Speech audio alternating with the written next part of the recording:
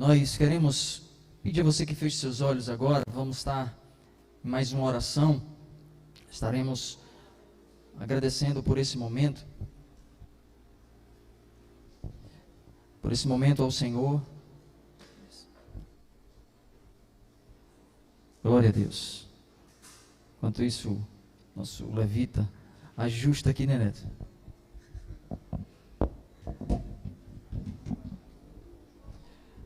Glória a Deus. Feche os olhos agora. Pai querido, em nome de Jesus, te louvamos, Senhor, e já sentimos a Tua presença nesse lugar. Que ela continue em nossas vidas, que ela continue, Senhor, em nosso meio.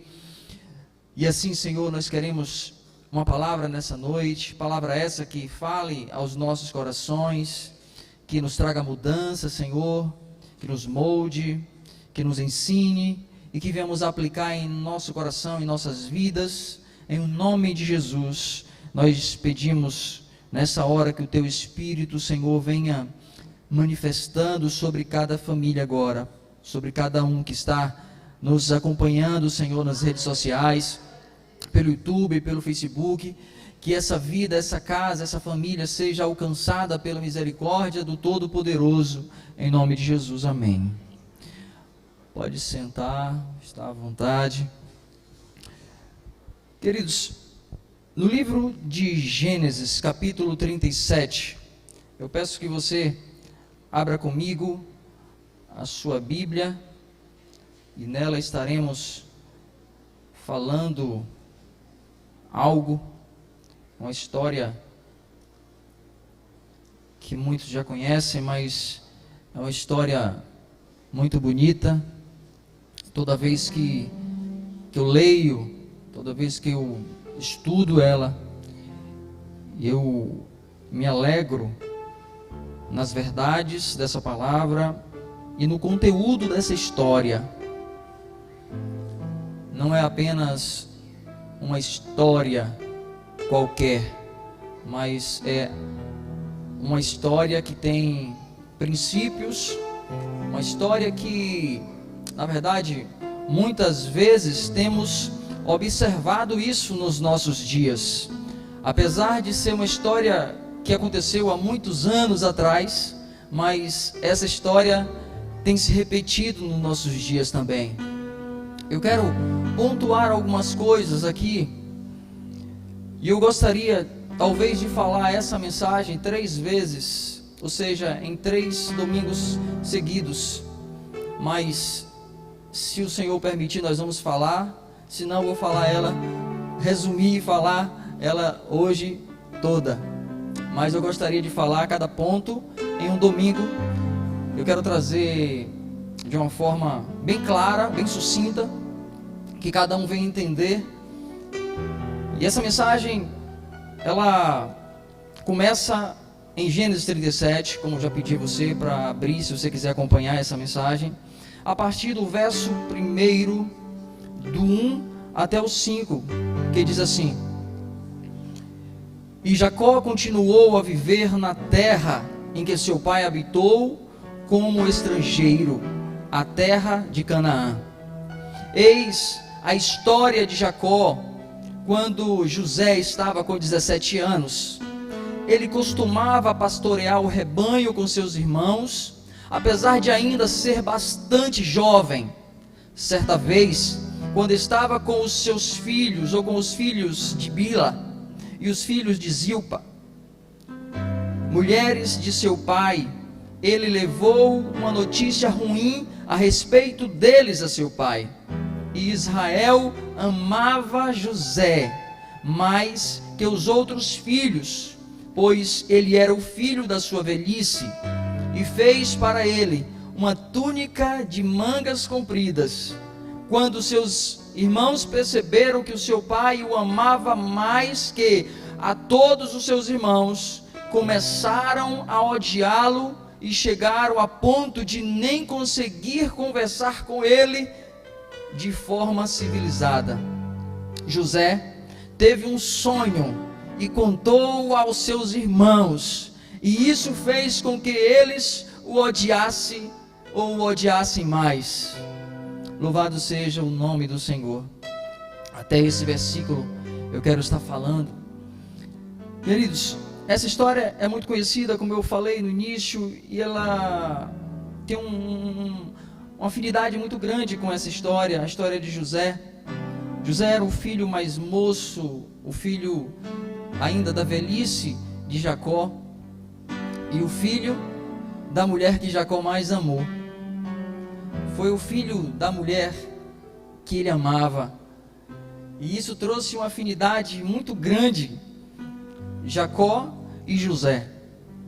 Não que eu entendo que um pai ele deixe de amar um filho, ou apesar de o texto dizer que Jacó amava mais a José do que os outros, mas nós sabemos que o amor de um pai para com o filho é muito grande. Claro que tem filhos da preferência, infelizmente ou felizmente isso acontece. Agora, por que existe filhos da preferência do pai ou da mãe? Porque tem um filho que o pai se apaixona mais, porque tem um filho que o pai ou a mãe gosta mais ou se preocupa mais. São N coisas que pode envolver nesse relacionamento, esse sentimento de um ser mais paparicado talvez, de um ser mais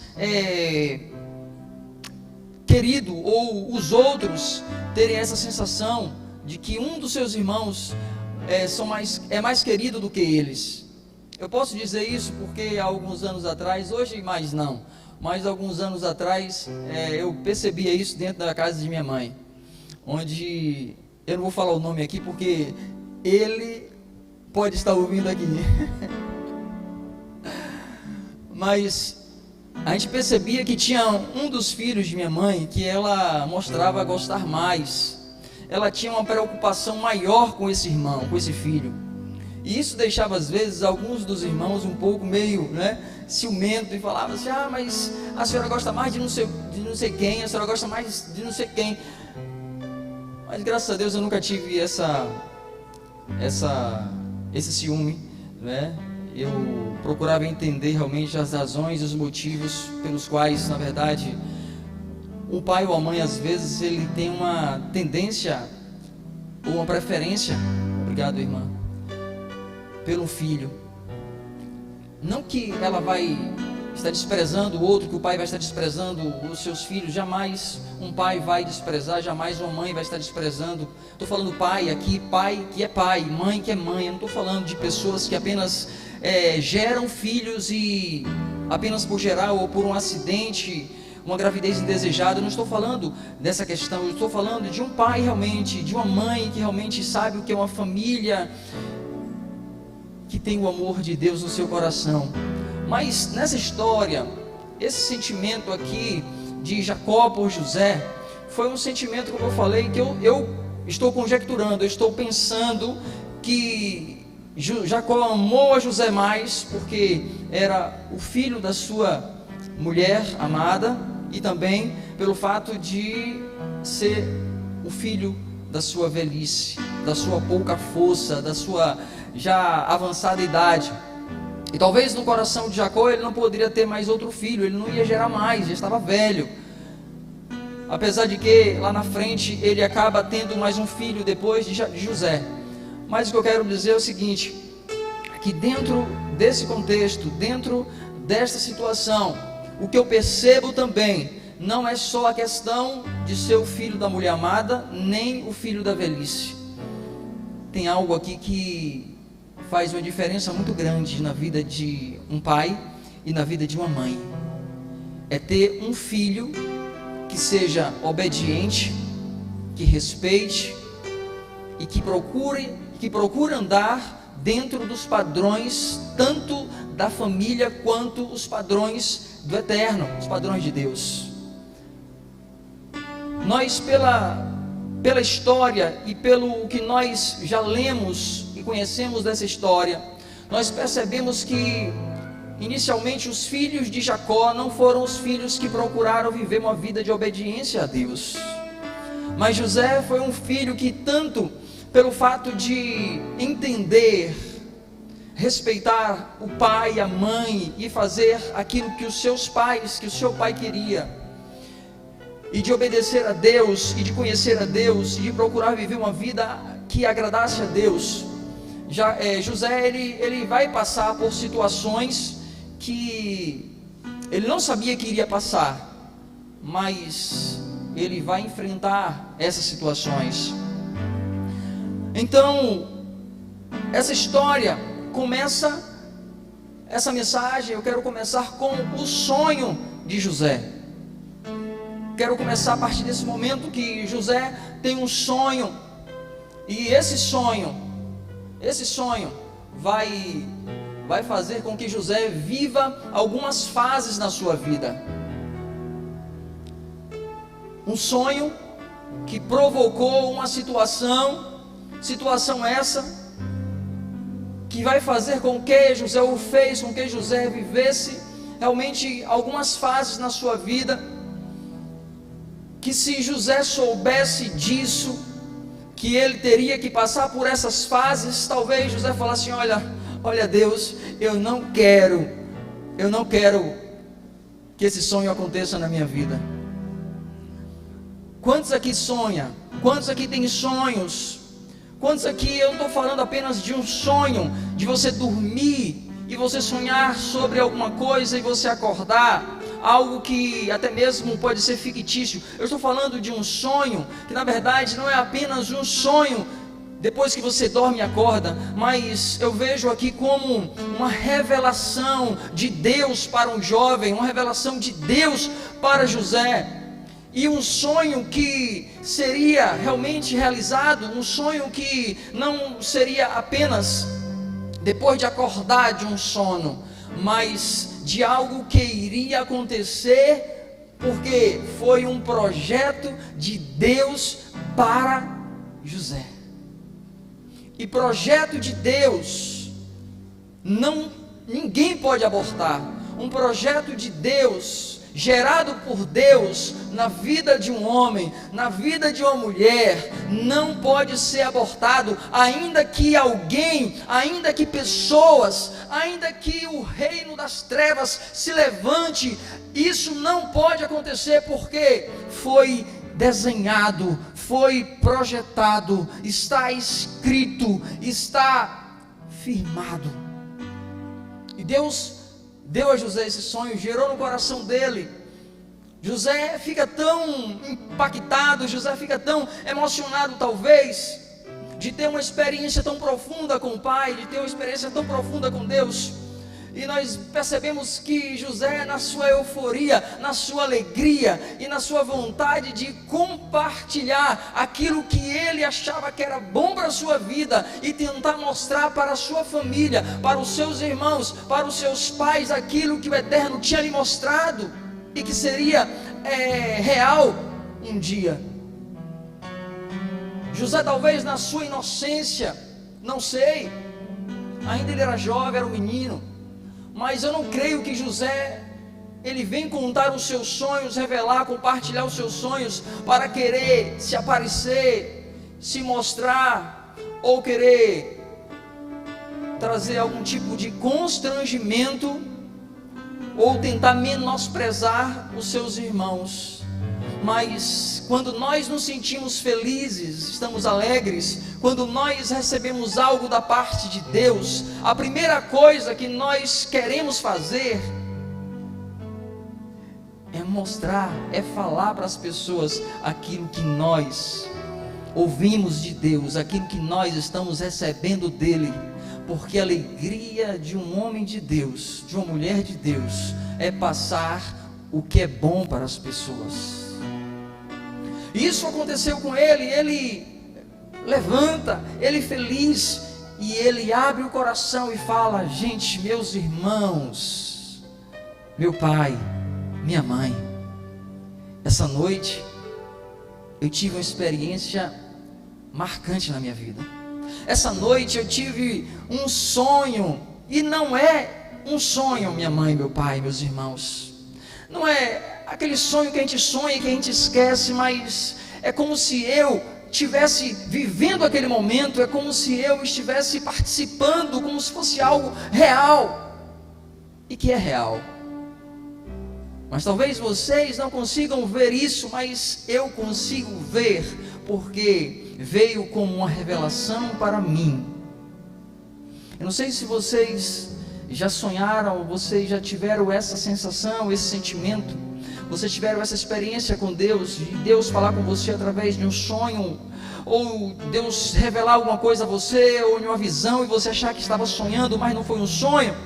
Acho que foi essa sensação que José começa a ter, e ele quer passar para a sua família, dizendo do que ele havia sonhado. Só que esse sonho gerou uma perturbação, gerou um problema no meio da sua família, na sua casa. Eu não sei como é que um sonho pode afetar a vida de pessoas. Eu não sei como é que um sonho que aparentemente não existe, ou seja, é algo que não é sólido e não é concreto, pode mexer com o sentimento de alguém, pode mexer com a estrutura de pessoas. Mas foi isso que aconteceu. Os irmãos de José não viram José sonhar, mas ouviu o sonho que José contou. E isso trouxe uma fúria, uma ira no coração dos seus irmãos.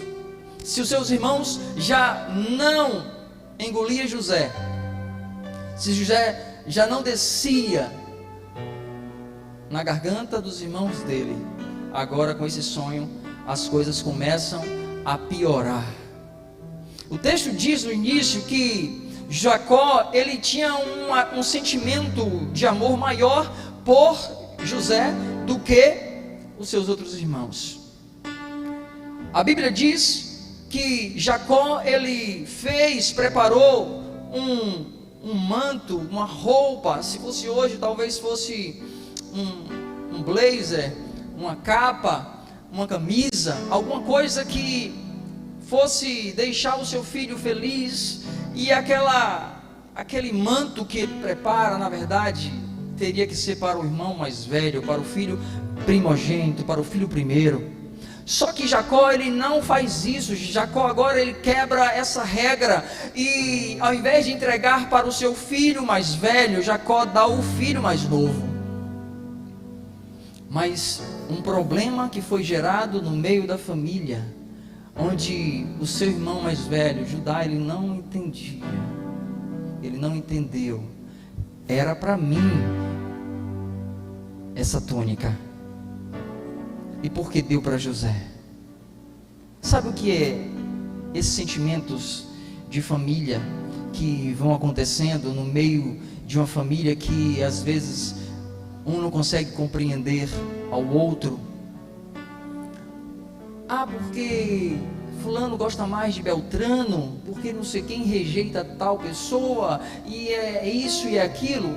Esse tipo de situação que às vezes são provocadas dentro de um lar, dentro dos irmãos, que na verdade não é um sentimento de Deus, mas é um sentimento maligno, e que isso gera enfermidades dentro de um relacionamento. Quando eu falo de família aqui, eu estou falando nesse texto sobre família, mas eu quero abranger mais a questão da família. Eu quero trazer em um âmbito maior, não só família, residência, casa, lar, sangue, mas eu quero falar agora de uma irmandade a qual nós fazemos parte. Que isso seja aplicado no meio de nós, onde estamos reunidos como irmãos, e isso muitas vezes acaba ocorrendo e acontecendo. E muitas vezes aquele que sonha não é bem interpretado, aquele que sonha às vezes não consegue ser compreendido. E depende de quem para isso, depende do que para isso. Depende de quem está às vezes falando, e depende também de quem está ouvindo. Mas José estava sendo agora odiado pelos seus irmãos, ainda mais do que já era, porque o texto diz que além de José, seu filho amado, José ainda, quando acontecia qualquer coisa de errado entre seus irmãos, porque não porque ele apenas queria fazer isso, preste atenção nisso agora. Há situações e situações. Algumas pessoas, os irmãos de José, achavam que José era como é que se fala? Era o X9 da família, né? Era aquele que entregava tudo que eles faziam de errado. Mas José não fazia isso porque ele queria em si. José fazia isso porque o pai lhe ordenou fazer. Então a diferença, há uma legalidade, havia uma legalidade de José e seu pai. O pai pedia a José para que ele olhasse a forma que os seus irmãos estavam cuidando dos seus animais, das suas ovelhas, para que eles não saíssem do propósito que o pai lhe havia ordenado. E quando havia alguma coisa errada, José chegava para o pai e falava: pai, olha, está aqui todo o relato, tudo o que aconteceu durante o dia com os meus irmãos. Jacó ouvia os relatos e depois Jacó chegava diante dos irmãos de José e corrigia os irmãos. E por isso era mais um motivo para os irmãos de José não gostar. Vocês, não sei quem tem irmãos aqui, muitos irmãos, e já passou por isso, de às vezes um dos irmãos, né, você fazer alguma coisa errada e um deles falar assim: minha mãe, meu pai, olha, foi fulano tal que fez isso, não fui eu, né? Não acontece isso? Às vezes o irmão até fala assim: olha, não fala para meu pai não, não fala para minha mãe isso não. Se você falar, eu vou te bater, eu vou te pegar. Mas às vezes a primeira coisa que esse irmão que está querendo falar para o pai vai fazer é isso. Ele vai correndo logo e fala assim: olha, neto aprontou, né, Flávia? Minha mãe, meu pai, olha, neto fez isso. O senhor disse que não era para ele andar de bicicleta, ele pegou a bicicleta e saiu, meu pai. Aí neto fala: vou lhe pegar. Ó, o seu está guardado. Uma das coisas que eu falei aqui de uma forma bem branda, né? Eu falei de uma forma aqui bem mansa, porque não foi assim que os irmãos de José tratavam José. Rapaz, eu vou te pegar, eu vou acabar com você. Você não era para existir. Porque você está aqui, você só veio atrapalhar a nossa vida, rapaz. E os outros irmãos de José, eles tinham afinidade, eles tinham um relacionamento muito bom, eles faziam tudo juntos, eles viviam a mesma coisa, mas também eram cúmplices um do outro, eram coniventes um com o outro, eles erravam juntos, por isso eles estavam bem. Quando nós estamos errados, nós não queremos ser corrigidos. Isso tem sido um grande problema em nosso meio. A exortação, a correção vai doer e dói, mas é necessário isso acontecer, porque a Bíblia diz, está escrito que o pai corrige o filho o qual ama. Se você quer ser amado pelo pai, você precisa também ser corrigido por ele, porque se você quer uma demonstração de amor maior, é quando o pai açoita você quando está errado. Porque o pai que deixa o filho errar e passa a mão pela cabeça e deixa ele lá de qualquer jeito: ah, meu pai nunca me bateu, meu pai é um homem bom, minha mãe é uma mulher boa, porque ela nunca me bateu. Mas você já errou? Toda hora eu erro. E você acha que isso é bom? Não. Amor envolve correção, porque o pai vai corrigir o filho que ele ama, para que ele não se perca no meio da caminhada. Mas os irmãos de Jacó ou de José não conseguiram compreender isso, e o ódio perdurou no coração desses homens. Um sonho compartilhado, um plano arquitetado para matar. O que nós percebemos aqui é que depois que José compartilha o seu sonho, ali agora começa um projeto, começa um plano a ser elaborado para matar, para acabar com a vida de José. Vocês acham que eles decidiram acabar com José quando ele vai lá para frente, mais lá na frente? Não. O desejo do coração deles de se livrar de José já era. Quantas vezes nós carregamos um sentimento assim por alguém?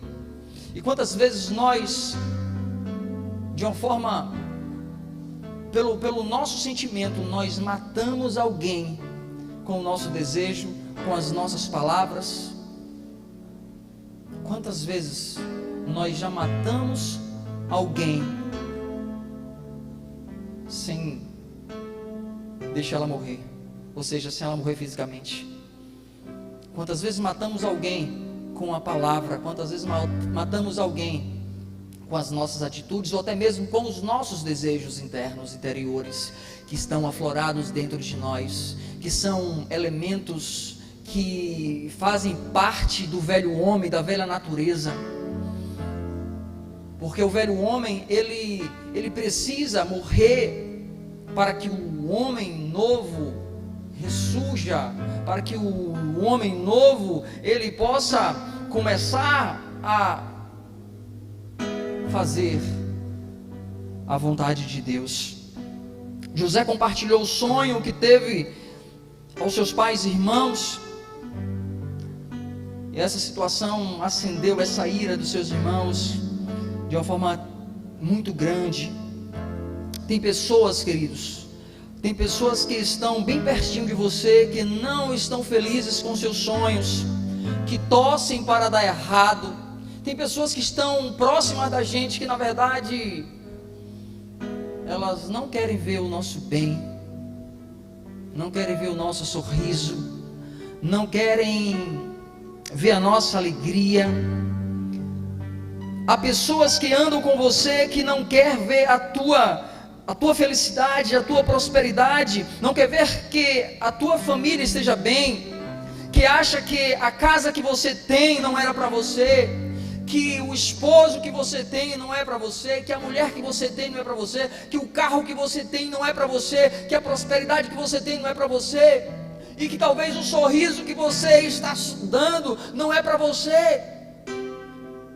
Existem pessoas que muitas vezes caminham com a gente, que andam com a gente, mas desejam que isso não seja contínuo em nossas vidas. Esse é um sentimento dos irmãos de José. São pessoas possuídas por um espírito de inveja. Elas não sonham e querem impedir os sonhos dos outros. Você reparou que tem pessoas que não sonham? Tem pessoas que não conseguem sonhar. Tem pessoas que passam a vida inteira e nunca teve um sonho, nunca teve uma revelação. E quando alguém tem, ele tenta frustrar esse sonho, tenta frustrar essa visão e essa revelação, tenta impedir. Mas Deus aqui gerou o sonho em José. Esse sonho não foi da vontade de José em si, e sim a vontade de Deus na vida dele. Aí é que é diferente. Uma coisa é você ter um sonho seu, outra coisa é Deus sonhar o sonho dele em você. Uma coisa é eu sonhar algo que eu quero, eu desejar alguma coisa para a minha vida, e outra coisa é o Eterno gerar em mim, gerar em você um sonho para que ele se cumpra, para que ele se torne real, e para que o projeto de Deus na vida dessa pessoa, na minha vida ou na sua vida, venha acontecer. Então, queridos, Deus gera o sonho dele na vida de José. Isso que eu vou falar é conjectura minha aqui agora. O que José teve não foi um simples sonho, mas foi uma revelação do Eterno. Foi uma revelação do que Deus faria na vida dele. Já estava projetado. E quando há um projeto do Eterno na vida de alguém, ninguém poderá impedir. Isaías capítulo 43, no verso 13 diz assim: ainda antes que houvesse dia, eu sou, e ninguém há que possa fazer escapar das minhas mãos. Agindo eu, quem impedirá? Deus gera o sonho dele em José. Ainda agora que os irmãos dele se levantassem contra José, Deus foi quem projetou na vida de José, e agindo o Senhor, quem poderia impedir o projeto de Deus? Eu quero dizer uma coisa para você: o projeto de Deus na tua vida é lindo. Ainda que pessoas tentem impedir esse projeto acontecer, não se preocupe, porque vai acontecer, porque Deus foi quem gerou isso em você, e aquilo que Deus começa a gerar, ninguém pode abortar.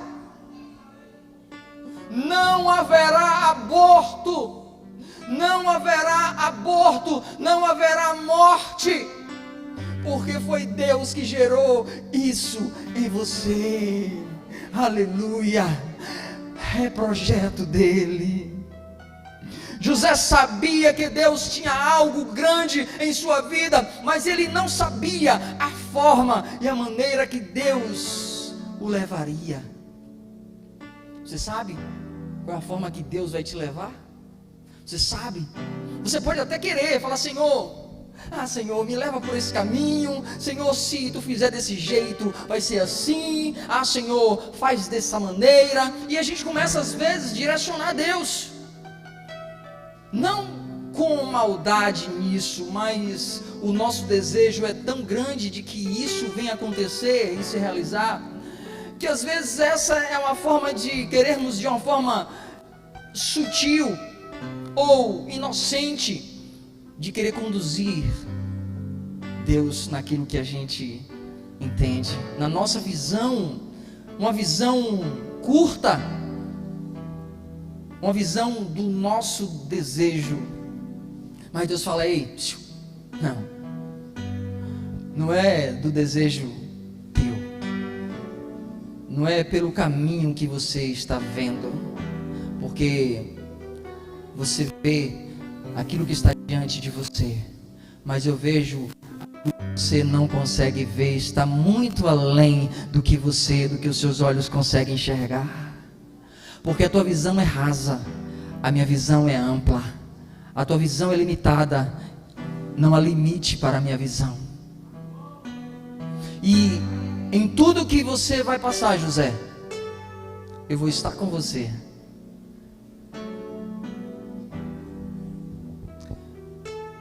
Se há um projeto de Deus na sua casa, na sua vida, ele vai acontecer sem dúvida, desde quando você esteja vivendo uma vida de obediência na presença dele. Eu vi um pastor falando de uma mensagem esses dias. Ele falou: aquele que tem promessa de Deus não morre. Ei, a Bíblia não diz isso. A Bíblia não diz quem tem promessa de Deus. Tem muita música que fala isso. A promessa de Deus se cumprirá na vida daqueles que estão em obediência a Ele, mas quem sai do propósito dele, a promessa não se cumpre. Quer que eu diga um texto que fala sobre isso? Um texto muito conhecido. Moisés. Deus falou para Moisés que ele entraria na terra prometida, sim ou não? Ele entraria na terra? Então, você vai possuir a terra, você vai conduzir o povo até lá. A promessa inicial foi que Moisés entraria com o povo lá. Mas Deus fala assim: olha, Moisés, toca a rocha. Toca a rocha. E Moisés faz o quê? Pá! A gente precisa ter cuidado com os nossos impulsos.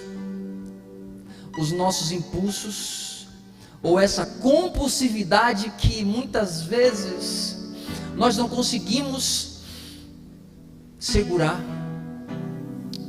pode causar um problema muito sério.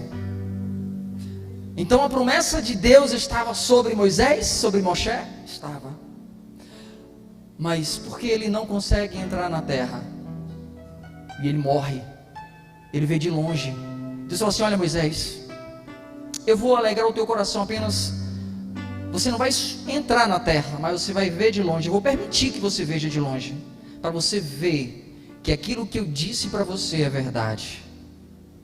Não que Deus precisa provar nada para ninguém, mas o amor de Deus ainda foi com Moisés e fala: eu vou deixar você ver a terra que emana leite e mel, para que não fique somente na sua visão, no seu entendimento raso. Porque às vezes a gente fala assim: olha, nós vamos para tal lugar, vamos conhecer tal lugar, e a gente imagina, né, como é que aquele lugar é. A gente começa a ter uma visão do lugar, do local, seja uma casa, seja um estado, um país, uma cidade, seja algum lugar. A gente começa a pensar: poxa, como é que deve ser lá? A gente começa a ver, né, ah, lá é assim, assim. Mas quando a gente chega nesse lugar, às vezes é totalmente diferente daquilo que nós pensamos e tínhamos tido essa visão. Da mesma forma foi Moisés. Eu acho que Deus falou assim: olha, você deve pensar que a terra prometida, que Canaã é um lugar muito bonito, é um lugar muito bom, mana leite e mel. Eu acho que você pensa isso, você está vendo isso, mas eu quero te mostrar que é muito mais além daquilo que você, Moisés, está vendo.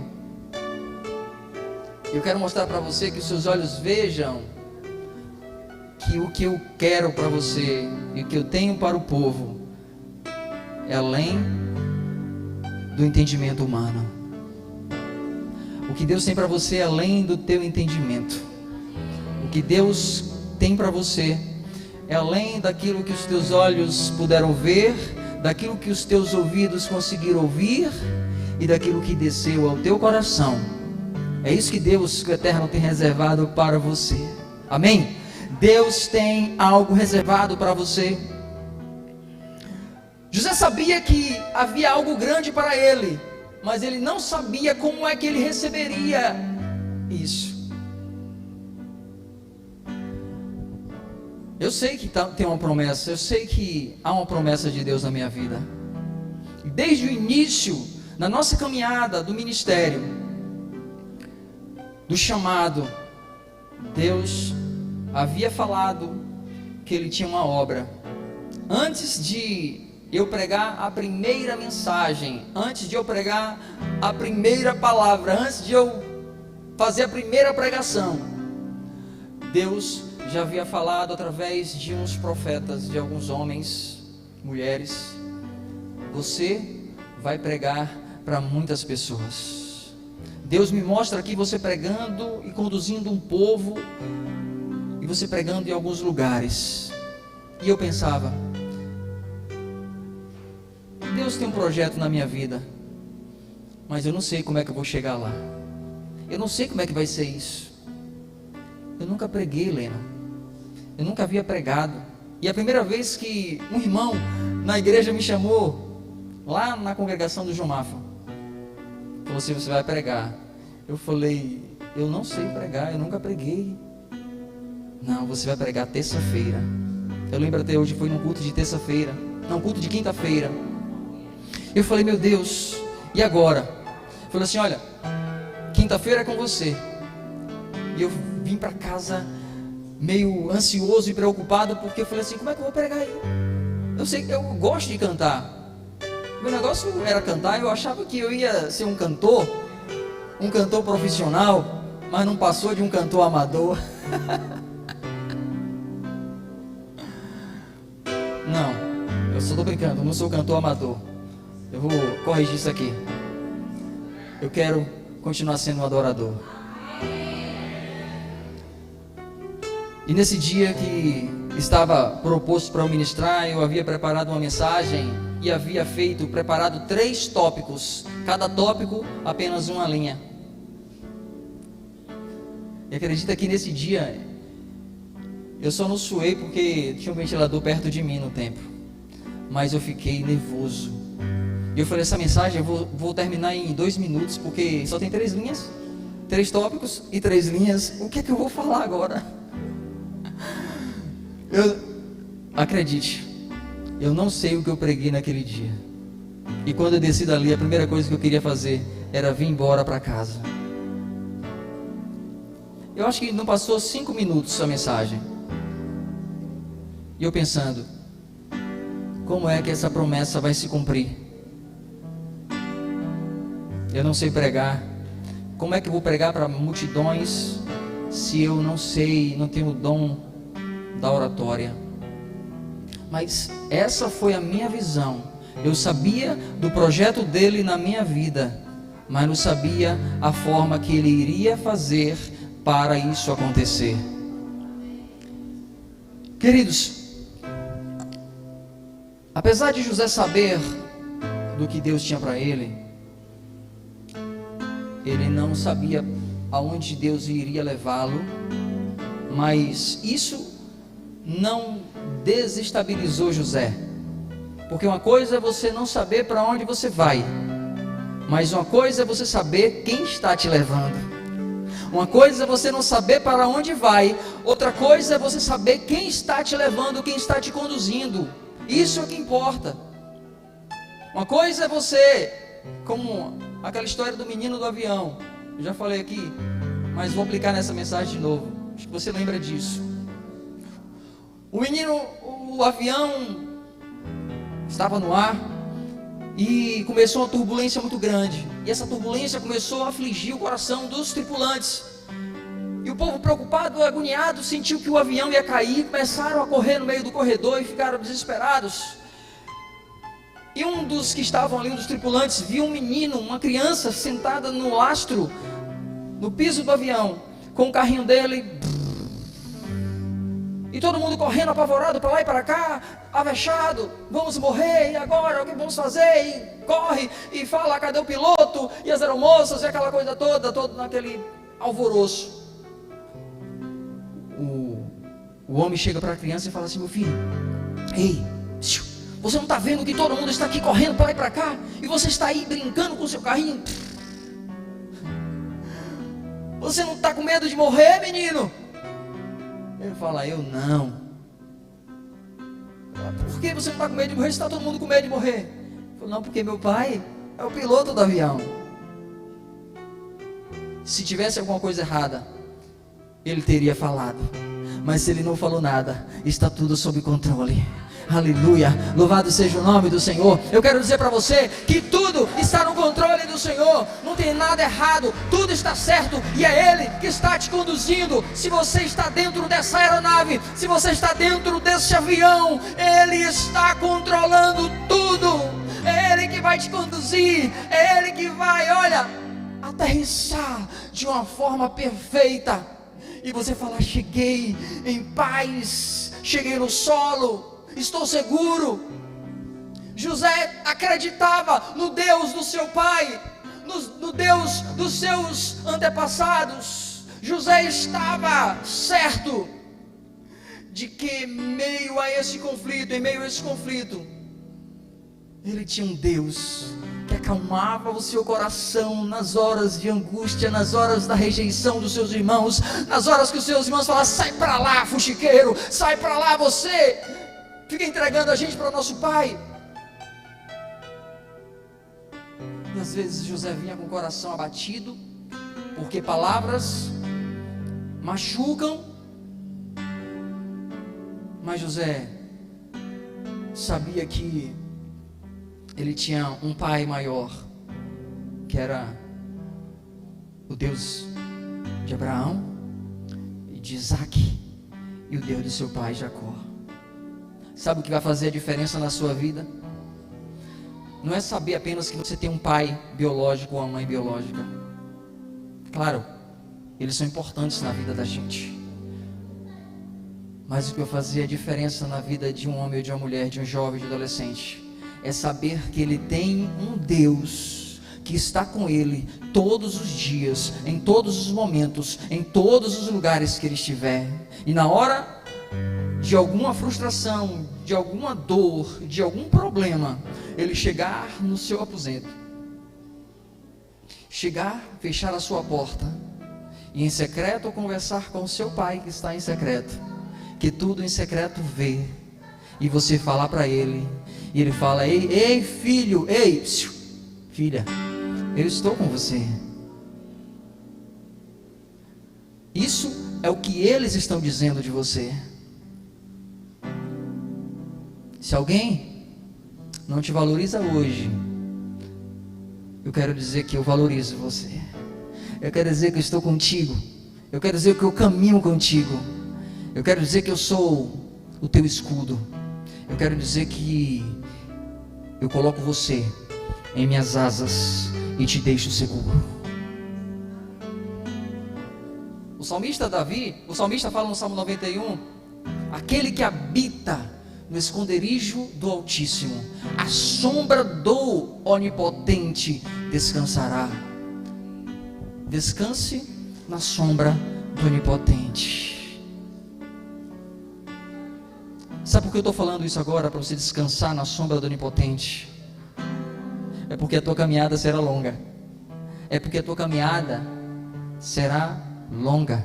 E você precisa de estar seguro, protegido, ganhar força para você continuar em frente. Então, esse menino, esse moço, ele sabia que o projeto ia acontecer, mas ele teria desafios pela frente. Até o sonho de Deus se realizar na vida de José, foi necessário os irmãos dele jogá-lo em um poço.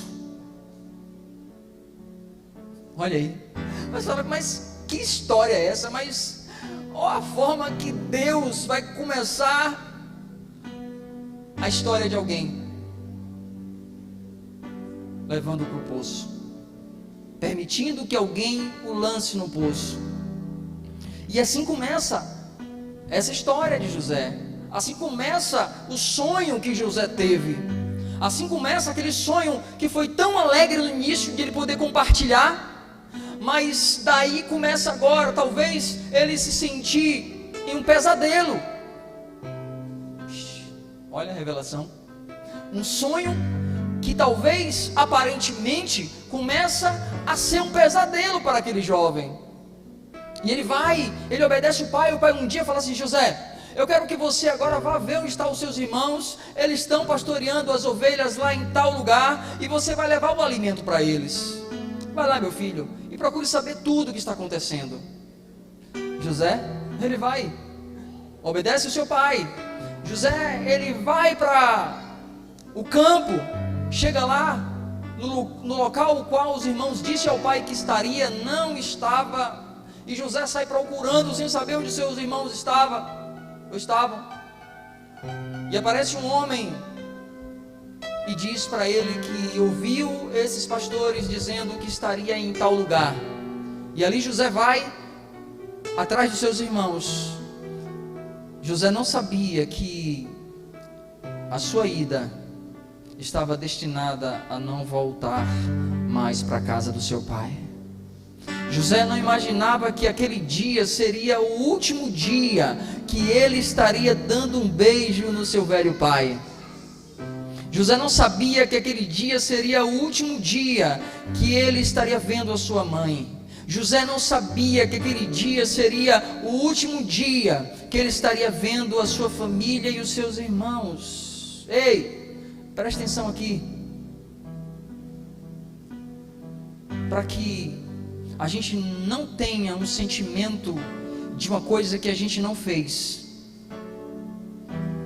que a gente consiga viver o hoje de uma forma mais intensa, que a gente consiga viver o hoje com uma intensidade muito forte, de respeitar as pessoas, de valorizar as pessoas que estão perto da gente, de amar as pessoas que estão em nossa volta, de fazer as pessoas felizes, de proporcionar o bem a essas pessoas. E enquanto isso, me veio a memória de um texto que eu estava falando hoje de manhã. Gravei uma reflexão falando sobre Nabal e Abigail. Percebemos que Nabal era um homem rude, um homem com coração duro, um homem bruto, um homem que não se preocupava com as pessoas, com ninguém, nem com as pessoas que lhe fizeram bem. O texto diz que Davi,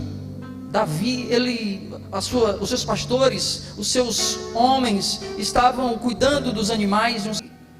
Os seus pastores estavam cuidando das ovelhas, e encontraram os pastores de Nabal. E o texto diz que os pastores de Nabal foram protegidos pelos pastores, pelos servos de Davi, que protegeram ele como um muro, como uma parede, para que nada lhes acontecesse. E um certo dia, Davi estava precisando de que Nabal servisse os seus homens, e ele fala para os seus homens, fala assim: olha, fala para Nabal, como é um dia festivo, que ele possa dar a vocês tudo o que vocês precisarem. Só que Nabal, ele fala assim: quem é Davi? E quem são esses? Quem são vocês que vêm aqui me pedir alguma coisa? Sei lá quem são vocês, tanta gente. Muitas pessoas querem tirar proveito de alguma coisa. Eu não sei quem é Davi. E os servos de Davi foram até Davi e falaram assim: olha Davi, nós fomos até Nabal. Nabal, ele disse que não te conhecia, ele não deu nada que você falou. E Davi agora se prepara um exército de 400 homens para ir diante de Nabal e acabar com a família de Nabal. Eu não quero sair do propósito aqui, eu quero que você entenda o que eu estou falando sobre José. Davi sai com seus homens e vai direcionado a Nabal para poder acabar com toda a geração de Nabal. O coração de Nabal era um coração que não era bom, era maligno, era ruim. E o coração de Nabal fez com que ele mesmo morresse, porque um dia, quando a mulher fala que deu aos servos de Davi bolos, o animal abatido, o vinho, os grãos torrados, os pães, quando ele soube disso, ele dá um AVC, ele dá um derrame, e em poucos dias ele morre. Um coração duro, ruim, que não gosta de fazer o bem às pessoas. Então, queridos, nós vemos aqui que às vezes isso causa em nós um sentimento muito ruim de ser maltratado, às vezes de não ser bem recepcionado, bem recebido. Isso pode mexer com o nosso coração, com os nossos sentimentos, mas isso não pode perdurar dentro de nós. A gente precisa liberar essas coisas, porque esse sentimento ou ressentimento não traz nenhum benefício para o nosso corpo, mente, alma e para o nosso espírito, para a nossa vida espiritual.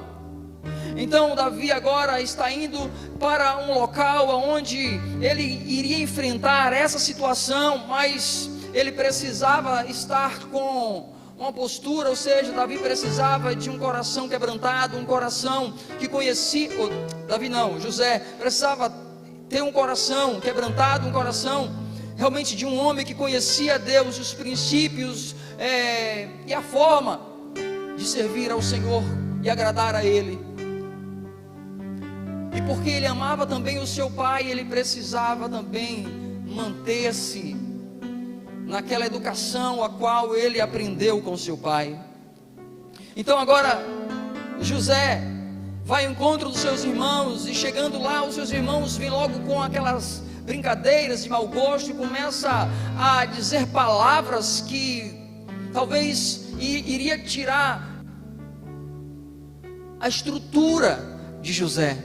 Só que José, ele vai adiante dos irmãos ainda assim, e vai mostrar e vai levar o alimento para eles, vai servir aos seus irmãos, assim como seu pai lhe ordenara. Ele cumpriu tudo aquilo que o seu pai estava, ou seja, lhe tinha ordenado. E cumprir a vontade de Deus e do Pai, muitas vezes vai nos colocar em situações que muitas vezes a gente não vai gostar. Às vezes vamos enfrentar situações porque nós estamos cumprindo os mandamentos. Nós vamos passar por problemas às vezes porque estamos cumprindo as ordens. E quando cumprimos ordens, muitas vezes nós vamos ser taxados como uma pessoa até mesmo ruim. Mas eu quero dizer uma coisa, que para agradar ao Senhor temos que cumprir a sua vontade. José estava no caminho certo, os seus irmãos estavam no caminho errado, mas a maioria estava vivendo no erro, e José era minoria diante dos seus irmãos. Mas ele não se dobrou, ele não se curvou diante dos irmãos, para querer agradar aos irmãos, porque antes o que importava para José era agradar ao seu pai e ao Deus de Israel. Queridos, eu já vou finalizar essa mensagem, mas Davi, que ficou na mente de Davi porque eu estava falando sobre Nabal. José, para começar o processo do sonho e para se cumprir o projeto de Deus na vida de José, ele foi precisado ser jogado no poço. Eu estava pesquisando aqui sobre poço e tem muitas vertentes. Poço é um lugar onde tem águas, poço é um lugar úmido, poço é um lugar onde alguns tiram minério, poço é um lugar onde é extraído alguma substância para fazer alguma coisa, mas tem esse ponto que eu peguei aqui, que eu acho que aplica melhor para José, para o poço que José estava, e diz assim no dicionário português: poço, lugar que atinge o máximo de profundidade. Abismo. Poço também tem ausência de luz, é um abismo. José foi jogado no abismo pelos seus irmãos. José agora enfrenta um abismo que ele não esperava. E quando às vezes somos jogados no abismo, somos jogados em algum poço, tudo que nós precisamos fazer é manter a nossa fé, é olhar para cima, buscar a luz lá de cima e falar: Senhor, eu estou aqui dentro por um momento, mas o Senhor me tirará.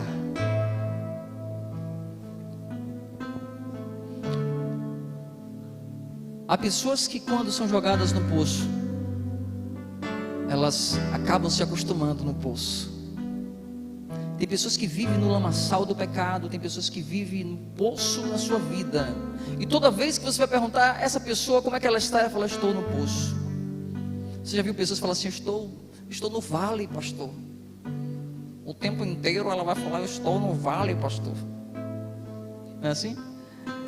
Ô meu irmão, como é que você está? Eu estou no vale. Como você está? Eu estou na caverna. Você riu, né? É porque você não está na caverna, glória a Deus por isso. Não é assim? Como é que você está? Ah, não estou bem não. Ah não, porque a minha vida não passa disso. Ah não, eu só estou assim, é porque, meu irmão, ei, você pode até passar pelo vale da sombra da morte, mas você passa e você não pode permanecer lá. Não se acostume com esse lugar, porque não é para você. O que eu vejo aqui, que o poço que José foi lançado não foi construído para ele. Esse poço não foi para José, assim também como alguns poços da vida que nós entramos ou que alguém nos joga. Esse poço não foi construído para nós, porque esse não é o projeto de Deus para a gente. Esse não é o projeto de Deus para você, ficar dentro do poço. Mas se alguém um dia te jogou no poço, você pode gritar, você pode chamar, você pode clamar ao Deus de Israel e falar: Senhor, me tira desse lugar.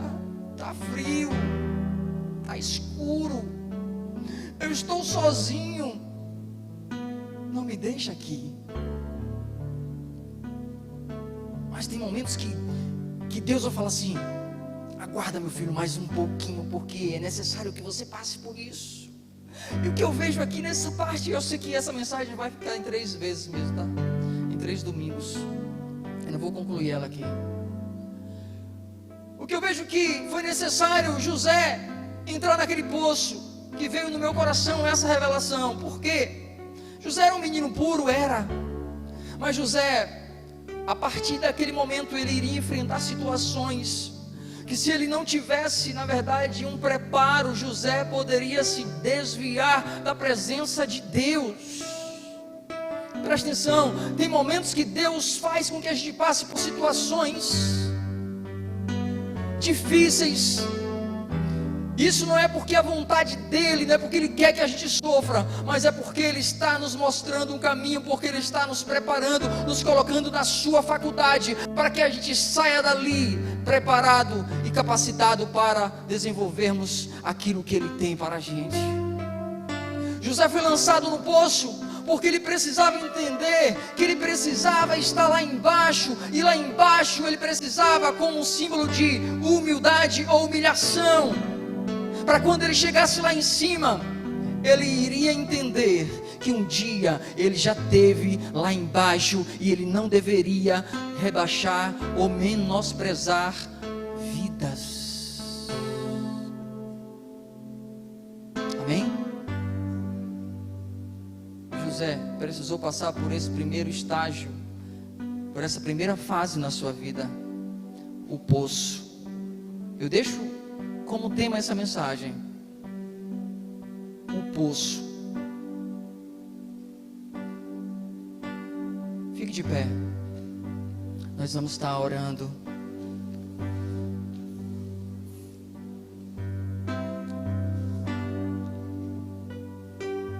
Tentaram calar José e frustrar o seu sonho, colocando naquele poço. Quantas vezes alguém já tentou colocar você em algum poço da vida, para te impedir de ser promovido na empresa, de ser bem-sucedido financeiramente, para que o seu casamento não dê certo, para que o teu projeto não dê certo? Quantas pessoas já tentaram te lançar num poço, dizendo que você não vai conseguir? Mas eu quero dizer para você um negócio: não ouça a voz alheia. Tem uma voz que fala ao teu coração, e essa voz é a voz do Pai, é a voz do Senhor, do Eterno, e essa voz que deve direcionar você. Ainda que aparentemente as coisas não estejam bem, Ele fala: eu estou com você, eu estou contigo.